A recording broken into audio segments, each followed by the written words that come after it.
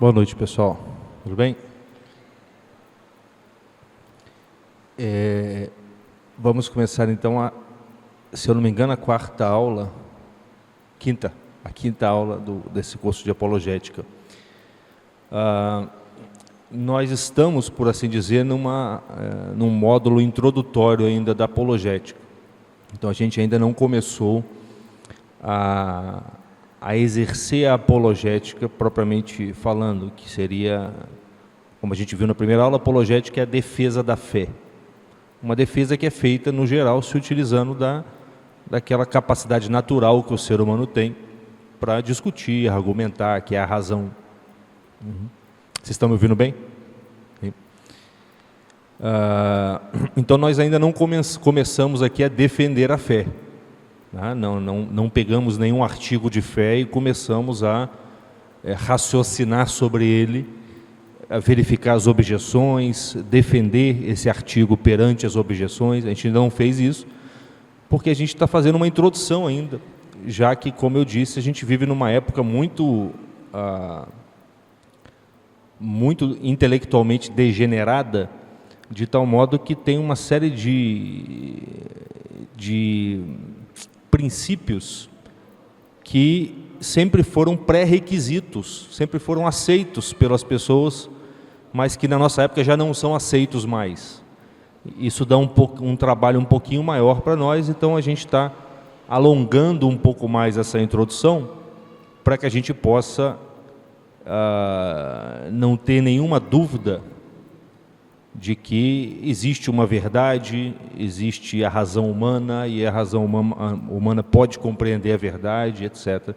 São pontos fundamentais que, no geral, não era preciso ser explicado, mas, dada a época que a gente vive, a gente está tendo que falar um pouco sobre isso. Então, eu digo isso para que a gente tenha paciência mesmo. Então, a gente está fazendo uma introdução, mas, em breve, a gente já vai começar a pegar os artigos de fé. A gente pode, por exemplo, partir do credo que a gente professa todo domingo, e pegando os vários artigos de fé e, a partir dele, verificando as objeções e fazendo a defesa propriamente dita. Mas na aula de hoje eu queria ainda continuar um pouco aquele assunto que eu comecei na aula passada a respeito da verdade, a respeito da razão humana, do conhecimento humano. Acho que vale a pena ainda a gente falar um pouco sobre isso. E, se vocês se lembram, na aula passada eu peguei a noção de verdade e fui como que mostrando como que ela pode se apresentar em várias esferas da realidade, em vários níveis da realidade, a começar pelo próprio Deus, que, sendo o ser por excelência, quer dizer, sendo aquilo que existe no sentido mais pleno da palavra existir, lembrando a definição que ele dá de si mesmo quando Moisés pergunta o nome dele. Ele diz: eu sou aquele que é. O que ele está dizendo em última instância? Eu sou o ser absoluto. E quando ele diz que ele é o ser absoluto, ele está dizendo: não é possível conceber nada para além de mim, porque tudo o que você conceber como existente vai ter que estar abaixo do ser, que é o que dá a existência para tudo o mais. Então a primeira, vamos dizer assim, a primeira verdade, ou o primeiro modo pelo qual a verdade se manifesta, é na existência do próprio Deus, que é a condição de tudo mais. Sem o ser, sem esse algo primeiro que existe como pano de fundo de todas as coisas, além do qual não há mais nada, isso é a verdade no sentido eminente. Na sequência, nós vimos que esse Deus, ele precisa ser, no mínimo, inteligente. Porque se entre as criaturas que ele criou, algumas são inteligentes, como os homens e os anjos, e se o efeito não pode ser maior do que a causa, quer dizer, entre as várias criaturas, entre os vários efeitos que Deus produziu, cada criatura é um efeito que Deus produz. Deus é uma causa, a criatura é um efeito. Entre essas várias criaturas, algumas são inteligentes. E é um princípio racional, que a gente vai estudar ele mais à frente, que o efeito não pode ser maior do que a causa. Parece esquisito, mas porque ele está sendo enunciado de uma maneira muito formal. Mas é só você pensar o seguinte: eu não posso dar R$10 para alguém se eu mesmo não tenho esses R$10. Certo? Eu não posso dar o que eu não tenho. Por quê? Porque o efeito não pode ser maior do que a causa. Pô. Simples, ó. Isso quer dizer o quê? Quer dizer que Deus tem que ser inteligente. Se Ele deu a inteligência para algumas das suas criaturas, Ele tem que ter a capacidade, a potência de dar inteligência. Então Ele tem que ser, no mínimo, inteligente. É claro que Ele é muito mais do que isso.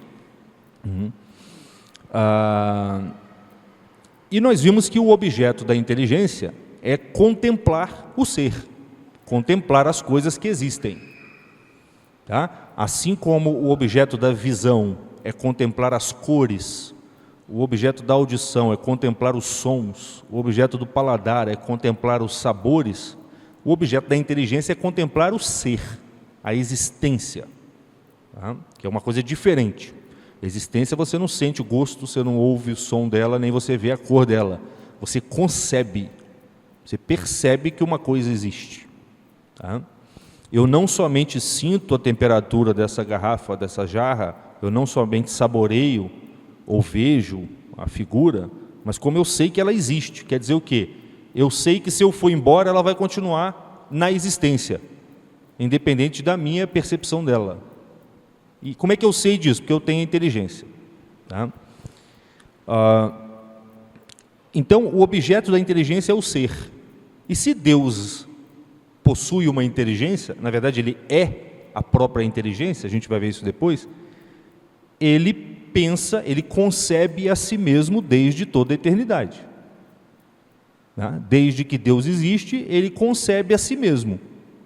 Ele intelige a si mesmo, Ele entende a si mesmo. Esse entendimento que Ele tem dele mesmo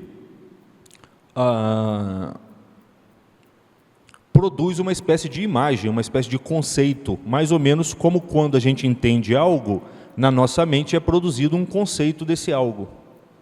Tá? Na verdade, é pelo conceito que a gente entende as coisas. A minha inteligência não pode penetrar nessa jarra, porque a jarra é física e a minha inteligência é espiritual, ela não é física. Então, por meio de um conceito, de uma imagem, eu entendo essa jarra que está aqui.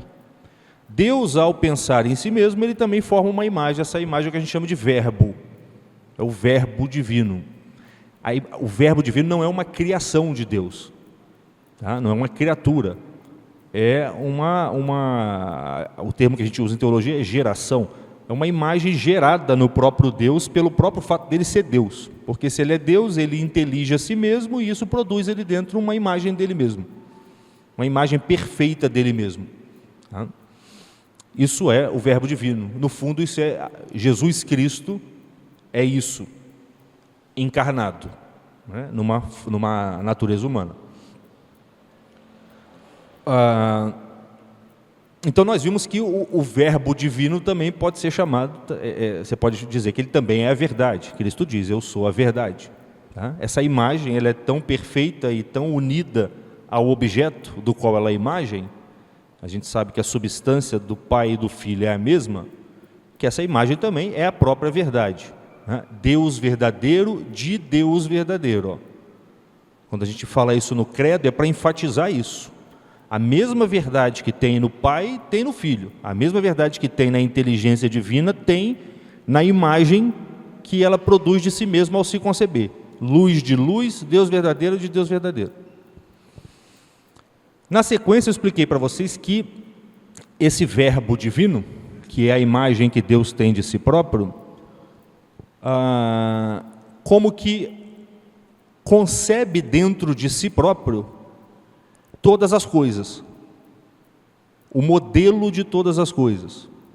Se todas as coisas vieram de Deus, e o efeito não pode ser maior do que a causa de todas as coisas tem que conter, de algum modo, todos os efeitos que ela produz. Então, todas as coisas estão em Deus, porque Deus é o princípio de todas as coisas. Então, Deus olha para si mesmo, concebe, e isso é o verbo divino, o logos divino, e nesse logos estão, de algum modo, o modelo de todas as coisas. Só que esse modelo de cada um desses modelos, o modelo do ser humano, o modelo dos vegetais, o modelo dos leões, o modelo das zebras, etc., etc., não estão em Deus de forma separada. Eles são o próprio verbo divino visto sob aspectos diferentes. Isso tudo eu falei na aula passada, então está gravado para quem está assistindo essa aula, para quem essa aula é a primeira a ser assistida. Como assim? O exemplo que o São Tomás de Aquino dá. Quando você se olha no espelho, você pode focar no ombro, pode focar na cabeça, você pode focar, sei lá, no nariz. A imagem é você inteira, mas você pode focar num ponto ou em outro. E quando você foca num ponto, você exclui o restante. Você desfoca o resto. Não é assim? Eu posso até olhar para todo mundo aqui mais ou menos de uma vez, mas na medida em que eu foco em alguém, eu desfoco o restante. Agora, imagina você, Deus, concebendo a si mesmo, e ao conceber a si mesmo, ele começa a focar em pequenos aspectos. E quando ele foca em pequenos aspectos dessa imagem, que é o Logos divino, é aí que ele começa a conceber os modelos de todas as coisas. Por isso que se diz que todas as coisas têm por modelo exemplar o próprio verbo divino. E não poderia ser de outro jeito. Se é Deus que criou todas as coisas, o modelo de todas as coisas só pode ser o próprio Deus. Não integralmente, mas visto sob algum aspecto. Eu dei até o exemplo do verme na semana passada. Quem estava aqui se lembra. Eu falei, até o verme, que é uma criatura repugnante, se é uma criatura, é boa. Lembra que no Gênesis, né? Deus criou tudo e falou, isso é bom. Então, se é uma criatura, é boa. E por que é boa? Porque é semelhante a Deus sob algum aspecto. No caso do verme, a gente explicou semana passada, o aspecto é o da encarnação, inclusive. O verme tem uma semelhança com a encarnação. Ele é usado, inclusive, nas Escrituras como um símbolo da encarnação, porque ele penetra na carne. É um símbolo. Então, eu também posso chamar o conjunto das imagens que Deus concebe de cada uma das coisas que Ele vai criar de imagens verdadeiras. É a verdade de cada uma das coisas. De modo que a verdade de cada criatura está, antes de tudo, na mente divina. Santo Agostinho diz isso, Deus, antes de criar as coisas, Ele pensa nas coisas. Esse pensamento das coisas, num certo sentido, é mais verdadeiro do que as próprias coisas. Porque as coisas vieram dele, vieram desse pensamento divino. Diferente do caso do homem. No caso do homem, o pensamento é menos verdadeiro do que as coisas. Porque no homem o pensamento vem das coisas. Em Deus não, as coisas vêm do pensamento de Deus. Dá para entender a diferença? Isso é importante. Por que eu estou falando disso? Isso aqui não é assunto de apologética, isso aqui é teologia dogmática, por assim dizer. Mas para a gente entender muito bem o que é verdade. Entender como é que a verdade está enraizada na própria existência de Deus. E não tem como você desamarrar isso, não tem como você negar um negócio desse. Então, Deus é a verdade, a imagem que Deus faz de si mesmo é verdade, né? E cada recorte, cada foco que Deus lança dentro dessa imagem para conceber o modelo de cada criatura, também é verdadeira. De tal modo que cada ser possui em Deus o seu modelo verdadeiro.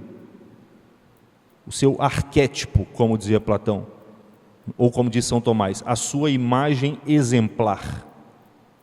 Imagem exemplar.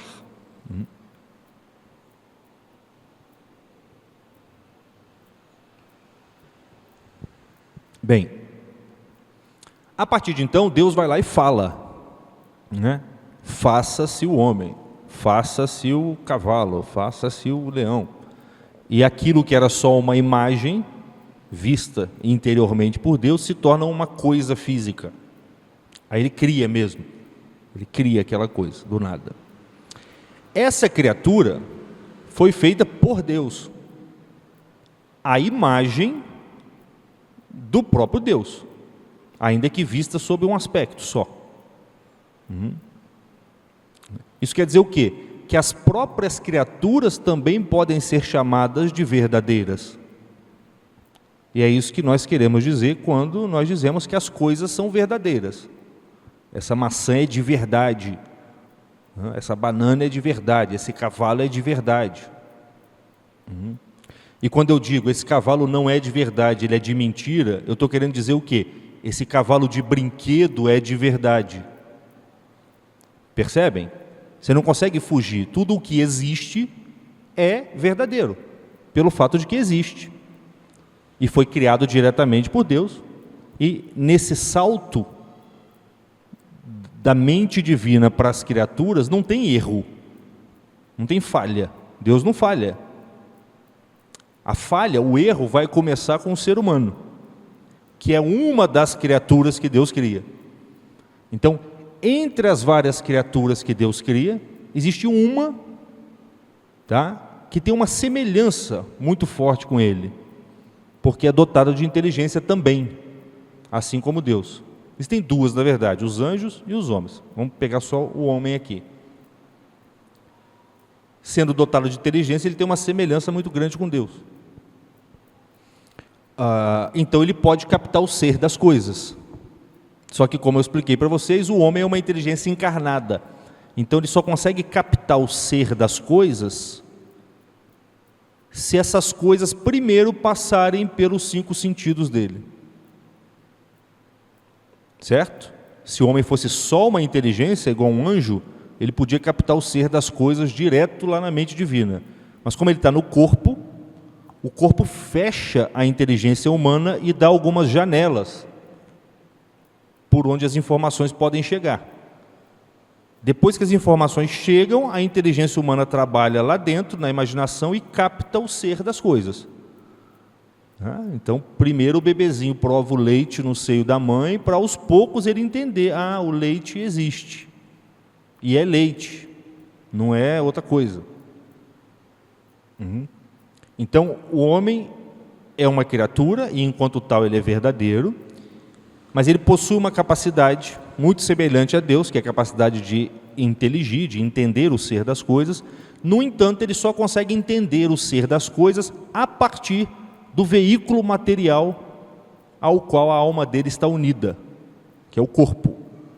E, portanto, o homem só consegue inteligir as coisas a partir das coisas físicas, do mundo material. E é por isso que a nossa percepção de Deus é tão fraquinha. Por isso que a gente precisa de símbolo para falar de Deus. Inclusive por isso que Cristo se encarnou. Ele não precisaria se encarnar se nós fôssemos anjos. Ele se encarna para os homens, porque fala, coitados, eles estão lá presos no corpo. Eles são presos, eles são vinculados a um corpo, eles são corpóreos. Então eu em última instância, depois de eu falar com eles através da consciência, do coração, dos fenômenos naturais, eu mesmo vou aparecer para eles fisicamente. Só que tudo isso que eu estou dizendo implica no seguinte, e aí que começa o problema. O homem, ele só acessa a verdade das coisas a partir da percepção sensível. Ele vai vendo as coisas e a partir dali ele extrai o ser das coisas. Ele entende, isso aqui existe, aquilo existe, etc, etc. Isso é cavalo, isso é porco, isso é cobra, e assim por diante. Então, enquanto em Deus as ideias antecedem as coisas físicas, no homem as ideias sucedem às coisas físicas. Primeiro eu tenho o mundo físico, para depois eu ter a ideia do mundo físico. Em Deus é o contrário. Primeiro Deus tem as ideias e depois ele cria o mundo físico. Entre as coisas do mundo físico tem o homem, que é capaz de entender as coisas. Só que ele só é capaz de entender as coisas a partir das coisas físicas. Então as ideias que surgem na mente humana dependem, sucedem, vêm depois das coisas físicas. Isso quer dizer que elas estão um pouquinho afastadas. Se a gente imagina uma fonte de luz, e os raios de luz que vão saindo dessa fonte, eles vão ficando cada vez mais rarefeitos, cada vez mais fracos, até lá na extremidade aparecer a sombra. Essa fonte de luz é Deus. Tá? Os raios representam a verdade que vai sendo projetada de Deus no verbo, nas criaturas, no próprio homem, na inteligência humana. Só que quanto mais essa projeção vai sendo feita, num certo sentido, mais afastado da verdade integral as coisas vão se tornando. Dá para perceber isso? Um processo de afastamento, tá? Vai se afastando. Bem, quando o homem entende alguma coisa, tá? Estou aqui explicando as coisas para vocês. Aí, de vez em quando vocês entendem, de vez em quando não, o que é o normal. Tá? Mas quando vocês entendem, quando vira a chave e dá uma luz lá dentro, você, opa, peguei isso aqui. Quer dizer, quando a gente intelige, usa a inteligência e entende algo,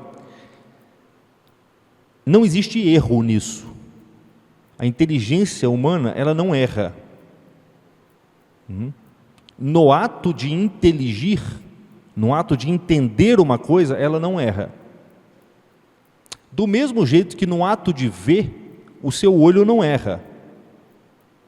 O que você vê, é o que você vê, pô. Não tem como você errar nisso. Percebem? Quando você liga para a casa de um amigo, isso acontece quando a gente é adolescente, né? Está na escola, liga para a casa do amigo, aí sei lá, o pai do amigo atende e você acha que é o amigo, porque a voz é parecida. A gente tende a achar que o que nos enganou foi o ouvido. Mas não foi o ouvido que nos enganou. O seu ouvido ouviu a voz do pai, do amigo, pô. Percebe? Seu ouvido não pode te enganar. Ele ouve o som que está ali afetando ele naquele momento. Onde que está o engano, então? O engano está na sua mente. Foi você que disse que aquela voz era do pai, era do seu amigo e não do pai dele. O erro começa no juízo, numa atribuição mental que você faz. É o meu amigo. Ainda que você não pronuncie ou não pense isso está suposto no fato de você começar a conversar com o pai do seu amigo como se ele fosse seu amigo. Aí geralmente a gente dá uma gafe, né? Porque você vai lá, chama o cara pelo apelido ou qualquer coisa assim. Lá no fundo da sua mente você disse o seguinte: essa voz que eu ouvi é do meu amigo. Aí você errou. Então o erro começou no pensamento, não no ouvido. O ouvido ouviu o que ele ouviu, pô. É preciso pensar bastante nisso para ver que o ouvido não pode errar, assim como o olho não pode errar. Você está andando na rua, vê um sujeito magro e alto e acha que é o professor Sérgio e dá tchau para ele. Aí quando atravessa a rua não é o professor Sérgio. O seu olho não errou. É você que achou mentalmente que aquilo que você viu era o professor Sérgio. O que isso quer dizer? Que a sua mente, o seu pensamento, tá? E eu vou distinguir agora inteligência e pensamento, tá? Que eu comecei falando que a inteligência não erra, e agora eu estou dizendo que o pensamento erra. São coisas diferentes, tá? Já vou explicar.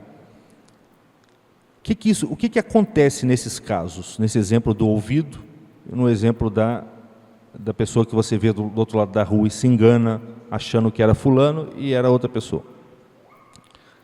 O que acontece é que o seu pensamento acrescenta ao que você viu algo que você não viu.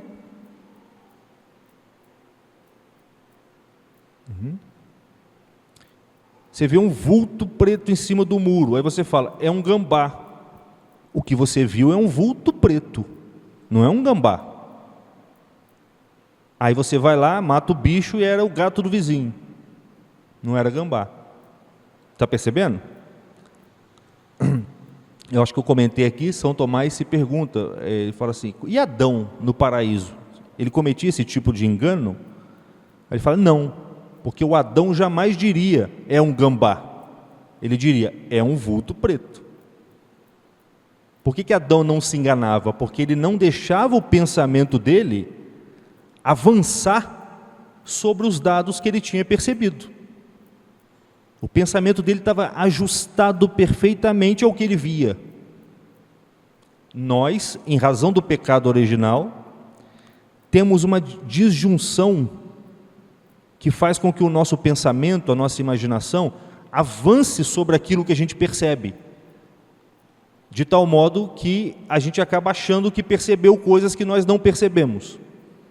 Então eu vejo o cara na rua e falo, é o Sérgio, e dou tchau. Não era o Sérgio.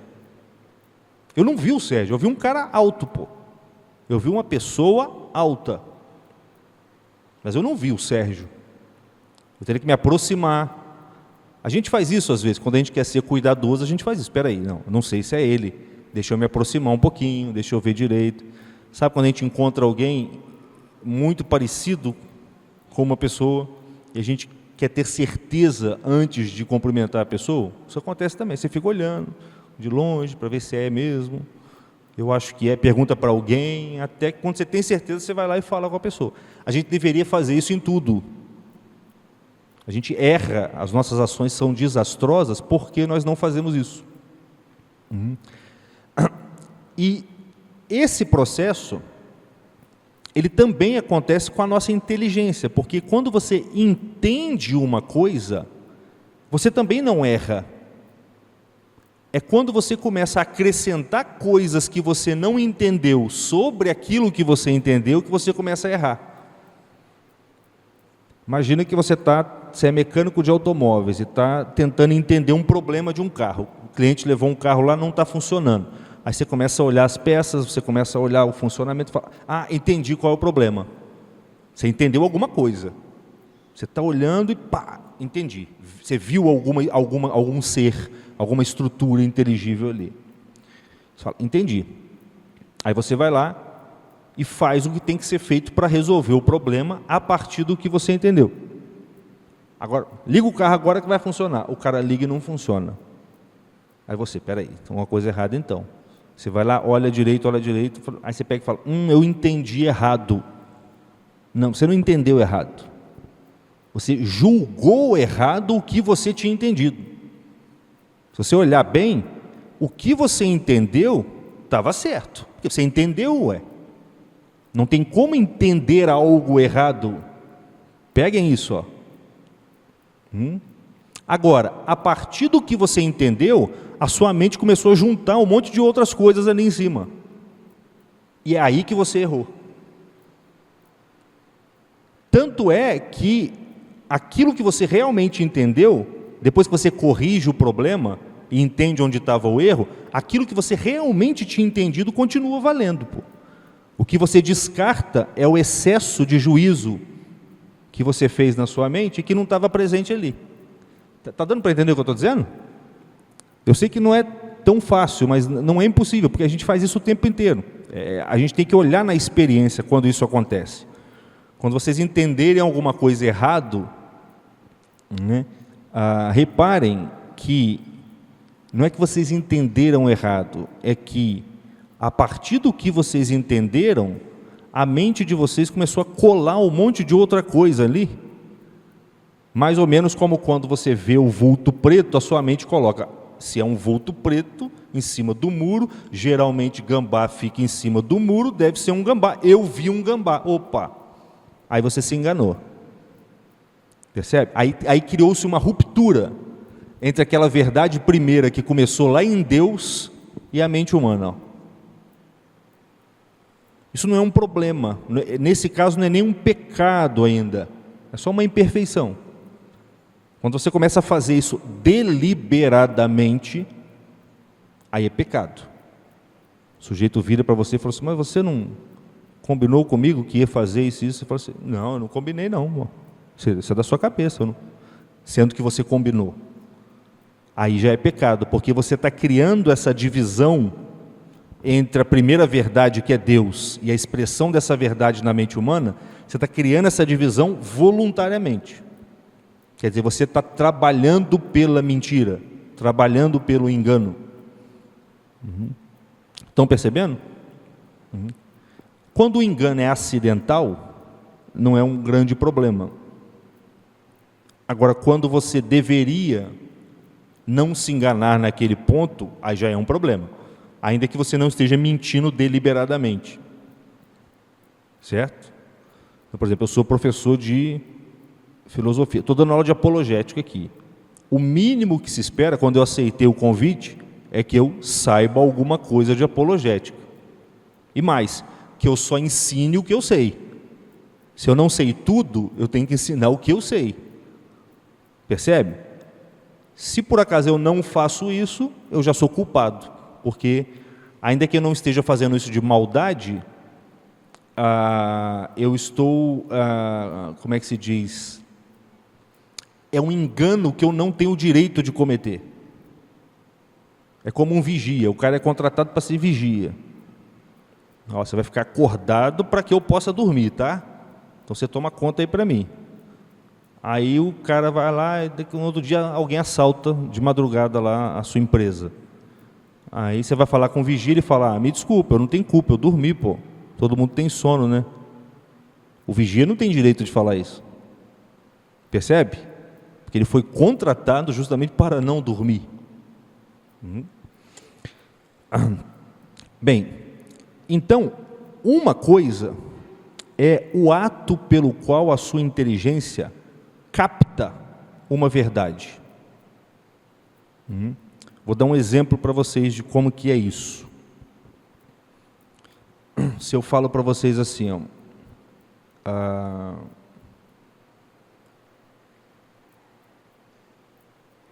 presta atenção. Duas coisas iguais a uma terceira,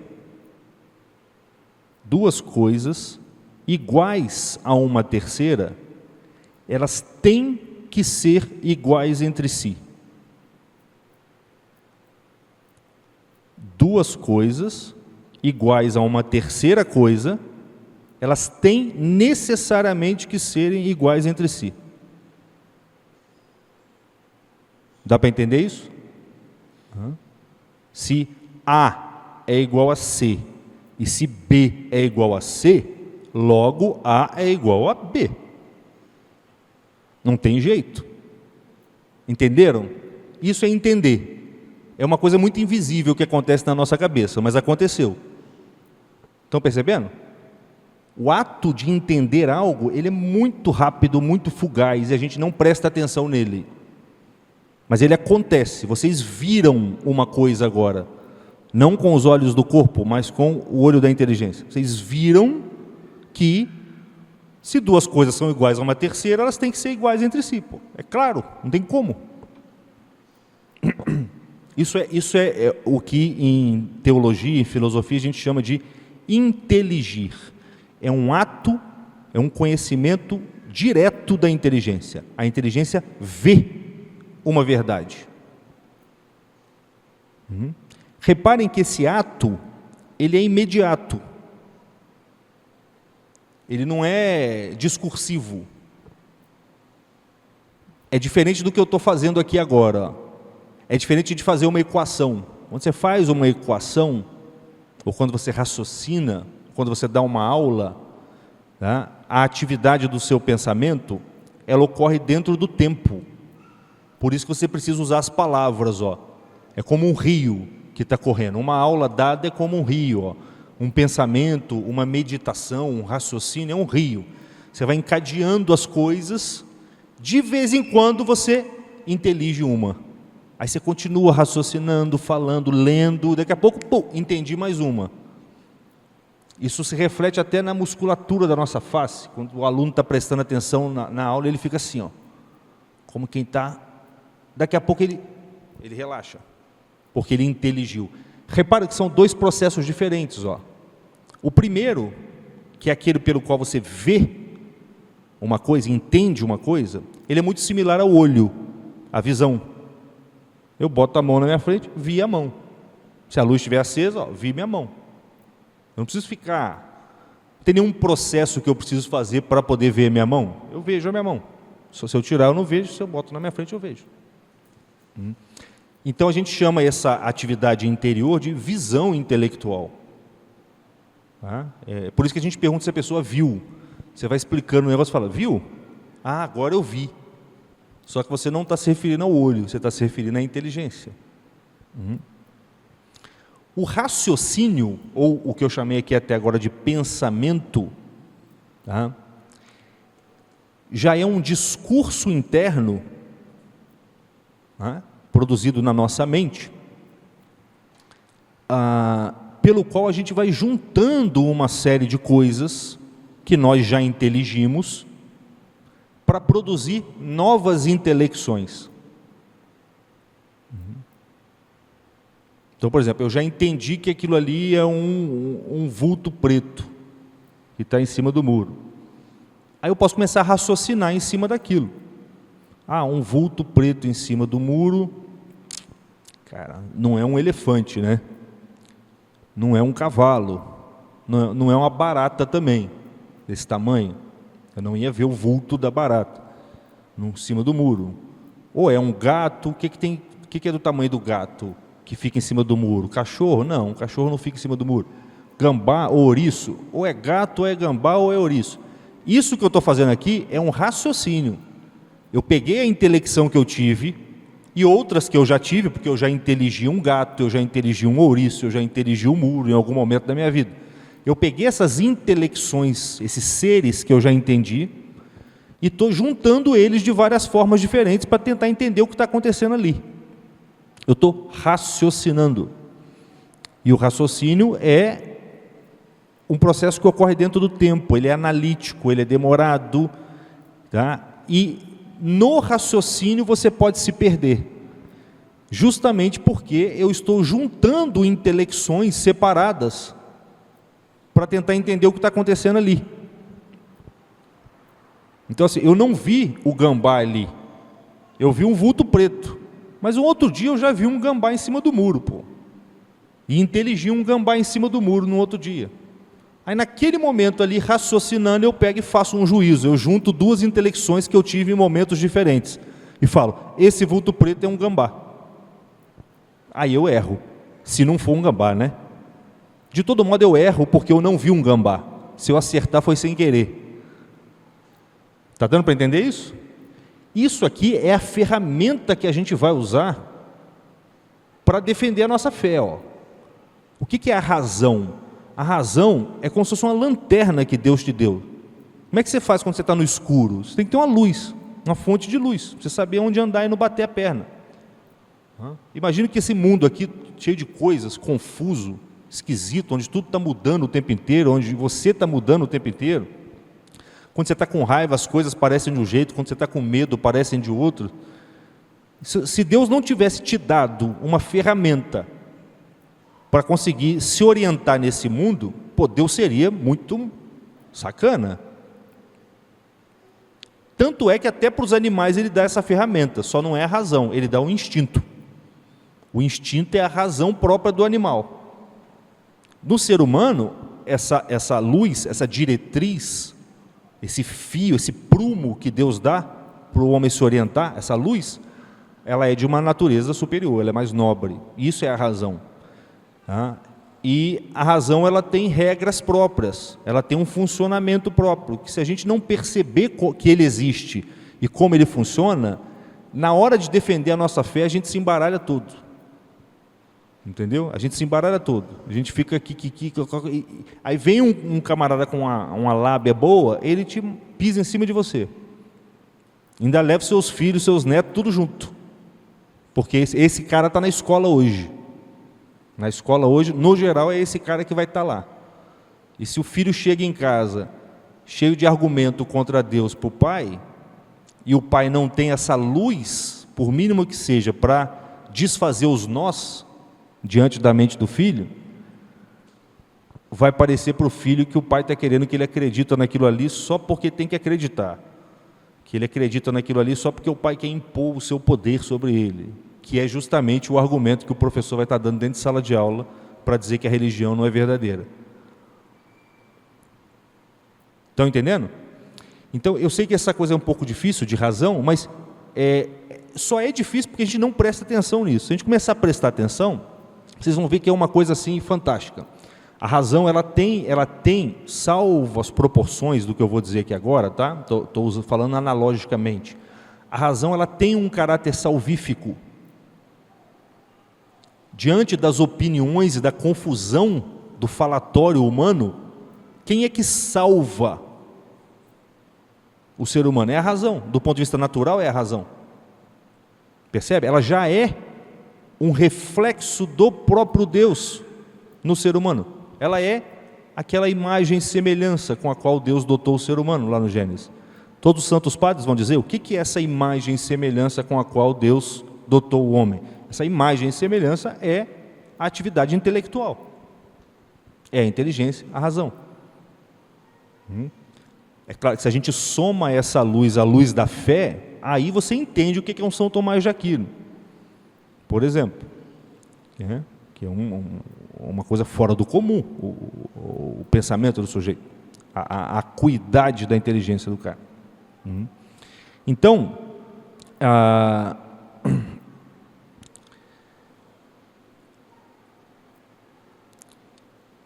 o que eu queria que vocês entendessem hoje, a razão humana, o conhecimento humano, a inteligência humana, ela tem 3 operações básicas. A primeira, que é esse ato de inteligir, que eu tentei exemplificar dando o exemplo da matemática, 2 coisas iguais a uma terceira tem que ser iguais entre si. Demora um pouquinho, mas daqui a pouco você vê, como se você estivesse tateando no escuro e daqui a pouco, aí você aperta e fala, é isso mesmo, não tem jeito, tem que ser assim. A sensação é exatamente essa, é de uma mão encontrando um objeto duro que não cede. Não cede, em latim, deu nexcedere, necessário, é aquilo que não cede. Então, 2 coisas iguais a si mesmo tem que ser iguais a uma terceira. Você vai estar, daqui a pouco, peguei. Não dá para ser diferente disso. É uma verdade que você captou. Essa aqui, a partir dessa, você pode ir tirando um monte de outras. Você só tem que tomar cuidado para que na atividade em que você vai tirando outras verdades dessa na qual você se ancorou, você não acrescente coisas que não estão ali. Então, a gente chama em filosofia esse primeiro ato de entendimento, a gente chama de simples apreensão. Simples apreensão. Apreensão é o quê? Peguei. É uma pega. Você captou. E você captou uma coisa simples. Não é uma coisa composta, elaborada, é uma coisa simples. É uma verdade, um existente, um ser. Simples apreensão. Quando eu pego uma verdade captada pela minha inteligência e junto a outra, e para fazer essa junção eu tenho que colocar o verbo ser, então eu digo, captei o vulto, captei o gambá semana passada, aí eu junto na minha mente, aquele vulto é um gambá, aí eu formulei um juízo. A segunda operação da inteligência humana é o juízo. O juízo já é derivado, ele já é analítico, ele já é o começo do rio. Percebem a diferença? Uma coisa é, entendi aquilo ali. Eu dou um nome para aquilo que eu entendi, vulto. É um ato mudo da inteligência. Outra coisa é, eu acho que aquilo ali é um gambá. Eu já peguei 2 coisas e juntei a partir de uma partícula que é o verbo ser. Eu estou identificando 2 coisas. Aí o problema começa, porque será que essas 2 coisas estão identificadas na realidade? Ou será que foi só a minha mente que juntou as 2? Estão percebendo? Já vou te dar a palavra, porque eu vou encerrar a aula agora nesse momento, aí eu te dou a palavra. Deu para entender que essa junção é complicada? Então, a segunda operação, a primeira, simples apreensão. A segunda é o juízo. A terceira, que é chamada de raciocínio, é quando você começa a juntar vários juízos. Tem um gambá em cima do telhado, sei lá, toda vez que tem gambá em cima do telhado tem comida, é porque o caminhão de lixo não passou, logo hoje o caminhão de lixo não passou. Vou ligar para a prefeitura e reclamar que tem gambá no meu telhado, no meu muro, sei lá. É um raciocínio, olha como é que o rio correu agora. Só que é o seguinte, se eu errei lá no juízo, eu estou ligando para a prefeitura e não tem nada a ver, nem era gambá, era o gato da vizinha.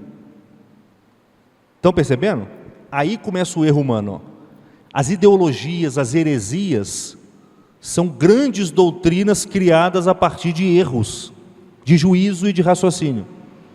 E que se você não tiver o domínio dessas técnicas, a familiaridade com a razão, você não consegue desfazer. Nós estamos na vantagem, porque quem criou a razão e quem revelou a nossa fé foi Deus. Então a nossa fé e a nossa razão são compatíveis, elas não se contradizem. Então a gente já sabe que a gente está do lado da verdade.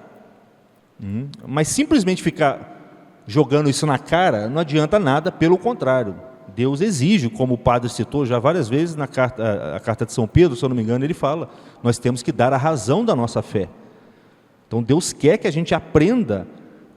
São Tomás diz, Deus faz as coisas com docilidade. Deus nunca age de forma brusca. Ele sempre age com docilidade. E nós também precisamos defender a nossa fé com docilidade. E a maior docilidade é quando você acha o curso das próprias coisas. E o curso das próprias coisas é a verdade das coisas. E a capacidade de encontrar esse curso, de percorrer esse curso, é a razão. Espero que tenha dado para entender e melhorar um pouquinho o que a gente viu semana passada.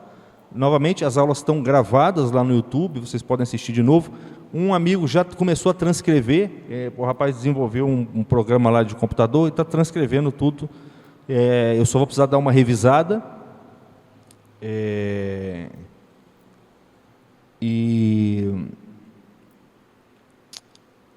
Para poder depois disponibilizar para vocês. Às vezes ler é um pouco melhor do que ouvir assim. A gente ouve a primeira vez, mas depois ler a transcrição é melhor.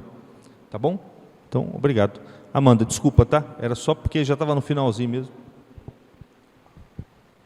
Você disse que a segunda operação da inteligência é o juízo. Então, você capta a verdade com a junção de vários outros elementos que dá o juízo. E nessa junção de vários outros elementos, perpassa pela imaginação ou não, necessariamente? O ato de inteligir, a simples apreensão, ela não depende da imaginação. Quando você entende uma coisa, aquilo não tem cor, não tem tamanho, não tem nada disso. Agora, o pensamento, o juízo, o raciocínio, já precisa do recurso da imaginação. E por precisar do recurso da imaginação, e pelo fato da imaginação ser uma faculdade que está ligada aos sentidos, está ligada ao corpo, quer dizer, a imaginação, como a gente falou na primeira aula, né, você consegue imaginar até o cheiro da comida que você comeu hoje na hora do almoço. Você até saliva quando você imagina uma comida boa. A imaginação está bem ligada ao corpo, então ela pode ser movida pelo corpo. E se o raciocínio, o juízo, de algum modo recorrem à imaginação, encostam nela, por assim dizer, eles estão sujeitos à interferência de movimentos corpóreos. Então, respondendo a sua pergunta, sim, a imaginação, vamos dizer assim, quanto mais o seu raciocínio for sobre coisas particulares, mais você vai precisar do recurso da imaginação. Quanto mais ele for sobre coisas universais, tipo matemática, raciocínio matemático, você só precisa de maçã, banana, bolinha no começo. Depois você não usa mais imaginação, só raciocínio mesmo, puro. Agora, você quer raciocinar sobre o que eu vou fazer amanhã, sendo que eu perdi o emprego hoje. Sei lá, vou sair para procurar emprego, vou ligar. Esse tipo de raciocínio mais prático, ele depende muito da imaginação. E por isso que nele a gente erra mais. Então, quanto mais o seu raciocínio estiver voltado para as coisas particulares, mais ele vai precisar do recurso da imaginação. E mais ele vai estar sujeito à interferência de movimentos corpóreos. O que isso quer dizer? Que no campo do raciocínio, a gente tem que tomar muito cuidado, porque a imaginação, as paixões, os desejos, interferem no raciocínio, e aos poucos eles fazem a gente trocar o desejo pela verdade pelo desejo pelo que é conveniente para nós. Percebem? Daqui a pouco você está raciocinando não para descobrir o que as coisas são, mas para chegar numa conclusão que favoreça a sua posição no mundo. Dá para entender isso? As ideologias e as heresias começam assim. Você vê a história de Lutero, era um problema dele, um problema moral e, portanto, passional, que fez ele raciocinar de tal modo, selecionar princípios na doutrina e derivar uma doutrina dentro da qual o problema dele sumia. O problema dele era de escrúpulo. O problema sumia. Por quê? Porque ele raciocinou não para descobrir a verdade. Ele raciocinou para montar um sistema dentro do qual o problema dele sumia. A gente faz isso o tempo inteiro, pensar por conveniência.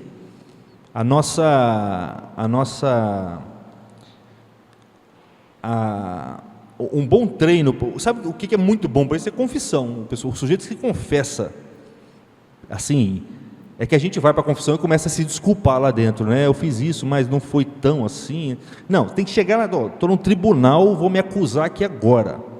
Você se acusa. Um bom treino para isso é o quê? Você aprender a descrever as coisas como elas se passaram. Deixa eu descrever o que... minha namorada terminou comigo, eu falo, quando eu vou contar para todo mundo, eu conto de um jeito que dá razão para mim. É sempre assim. É claro que é sempre assim, nós somos seres decaídos, a gente quer... somos seres decaídos e irracionais, então a gente quer ter razão, por sermos racionais, mas a gente quer ter razão de um jeito enviesado. Então a gente sempre descreve as coisas meio tortas, para dar razão para nós mesmos. Então um bom treino é, deixa eu descrever a coisa exatamente como foi, entendeu? Para ver se eu não mereci mesmo que ela terminasse comigo, para ver se a culpa não foi minha. Esse treino de descrever, ele vai, aos poucos você vai combatendo uma sabotagem mental que a gente tem. Porque as paixões, elas vão lá e pegam a sua imaginação e fazem ela tender para um lado ou para o outro. Se ela interfere no raciocínio, daqui a pouco o seu raciocínio está viciado. E se você for um grande talento, você cria uma doutrina em cima do negócio desse. Daí a pouco passa um século, estão matando pessoas por conta de um problema seu. Entendeu? E sem dúvida você vai ser responsabilizado por isso, porque o campo das ideias é o campo que produz efeitos mais longínquos, assim. Você tem uma ideia, publicou, cara, você perdeu o controle sobre aquilo ali, já era. Então, não só interfere, como provoca os erros, os enganos, e mais ainda, onde que o demônio tem poder na alma humana? Na imaginação. Na imaginação. Se você lê relatos de casos de exorcismo, relatos não do ato do exorcismo, mas da história das pessoas, como elas se tornaram possessas, fica claro, se a descrição for boa, fica claro toda a elaboração imaginativa que a pessoa foi desenhando, ela foi criando um mundo, e dentro daquilo ali, daqui a pouco o diabo vai mexer os pauzinhos dele ali, ele está mexendo o tempo inteiro. Quer dizer que o diabo está rondando a gente como um leão, que ele tem poder sobre um certo campo material nosso que influencia na imaginação. Então, às vezes, ele dá e ele é mestre nisso, porque ele existe desde a criação, ele sabe como é que o ser humano funciona assim, ó. Ele mexe um pauzinho, daqui a pouco daquele pauzinho que ele mexeu, você começa a deduzir racionalmente um monte de coisa. achando que é o dono da razão. Nessas ideologias modernas estão cheias de toques do diabo, assim, que você percebe. Tem enganos humanos, né? Tem engano, ataques de vaidade, tem tudo, mas aí tem que pensar nos 3 inimigos do homem, né? O demônio, a carne e o mundo. Então você tem, na hora de pensar, toma cuidado com a vaidade, toma cuidado, percebe se você quer mais a verdade ou você quer os aplausos do mundo, né? Na hora de pensar, toma cuidado com a carne, porque se as suas emoções não estiverem devidamente equilibradas, elas vão interferir no seu juízo, no seu raciocínio. E toma cuidado com o demônio, porque ele vai ficar soprando ali, ó. Então é mais ou menos isso, tem que tomar cuidado com a imaginação, né? Então tem que ter uma imaginação. E como é que você toma cuidado com a imaginação? Primeiro, adquirindo as virtudes, né, para deixar a sua imaginação menos vulnerável ao fluxo irracional de paixões, de sentimentos, etc. Segundo, preenchendo a sua imaginação com boas imagens, ouvir boa música, ler bons livros, né, e coisas de purificar a imaginação, né? E terceiro, aprender a se recolher, quer dizer, aprender a exercer a atividade intelectual no seu sentido mais puro, porque quanto mais a sua atividade intelectual é pura e abstrata, menos ela depende da imaginação. É claro que em algumas circunstâncias não tem como, você vai precisar da imaginação, e para isso ela tem que estar pura, ela tem que estar bem, o tesouro que é a sua memória, a sua imaginação tem que estar bem preenchido ali, bem guardado, tá? Então tem várias técnicas assim para isso. Mais alguém quer falar? Bem, espero então que tenha sido claro, tá bom? E obrigado pela presença. Até semana que vem. Obrigado, viu, Cláudio?